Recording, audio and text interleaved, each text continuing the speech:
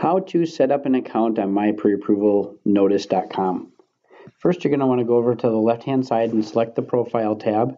Before I do this, I'm just going to mention that there are pop-up tips throughout the site to help you with navigating as well as getting the answers you need quickly. So you're going to click on the Profile tab. To save time, I've already got one open. Now you're going to start going here and you're going to do things like add, upload your image. Now I've already uploaded them, but you can do that right here. Okay, save time, I already uploaded them. So I'll select my profile picture as well as my logo. I'm going to enter in my first name. Now this is a fake account, so I get to be Brad Pitt here. And it's going to have your display name. You'll also have your email. I've got a fake email in there. And then these next three fields are just letting you know what's entered in, but it's just for informational. You can't enter it there. Now you can enter in a bio. Here we recommend that you do because it'll make your thing more personal, especially when clients, realtors, even sellers are viewing your profile. So you'd want to enter in a good bio, but I would just, for now, we'll just create a very simple one. And then you can update the profile there, or you can just kind of keep moving on.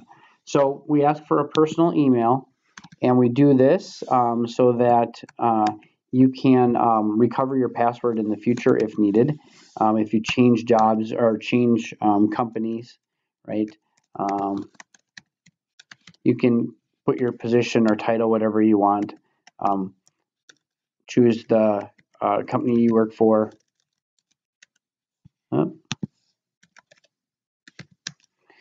Address, stuff like that, right? That's the your personal NMLS ID, also your company MLS ID can all be entered in. Going on the next tab, this one here is we've got a disclaimer that's configured to automatically show. But you can put any disclaimer you want on. Right now it's defaulted to off. If you turn it on and then you type in this box, whatever you type in here is what's going to show in your custom disclaimer. I'm going to keep it off, but wanted to let you know that's there. Also notice there's a little tip here, just to remind you. Interest rates. Now you're going to want to set the default interest rates that will be most common on your loan programs. I'm just going to put in some rates right now, these would be for these particular programs. So you can change them on a per program basis. And it doesn't matter really how accurate they are right now. This is just a test account. But this is somewhere in the ballpark where I think my rates might be right now. Something like that, I don't know. Don't do too many full 2 or 3 keys, a couple here and there. Update profile, upfront MI. Now these are going to be defaulted in your system. You can alter them. What we did is we based this off of a 740 credit score for the conventional loans at these different LTVs.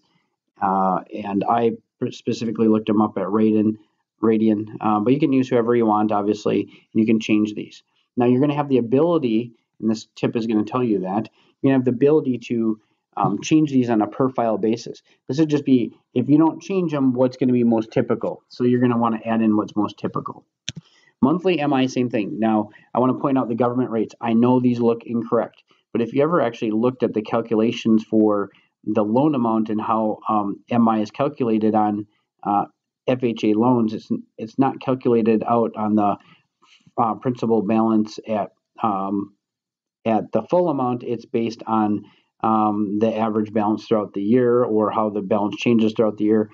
So our calculation showed us that using 8.43 got us a more accurate payment than using 8.5. We're within a couple cents on any given loan more often than not when checked against my LOS.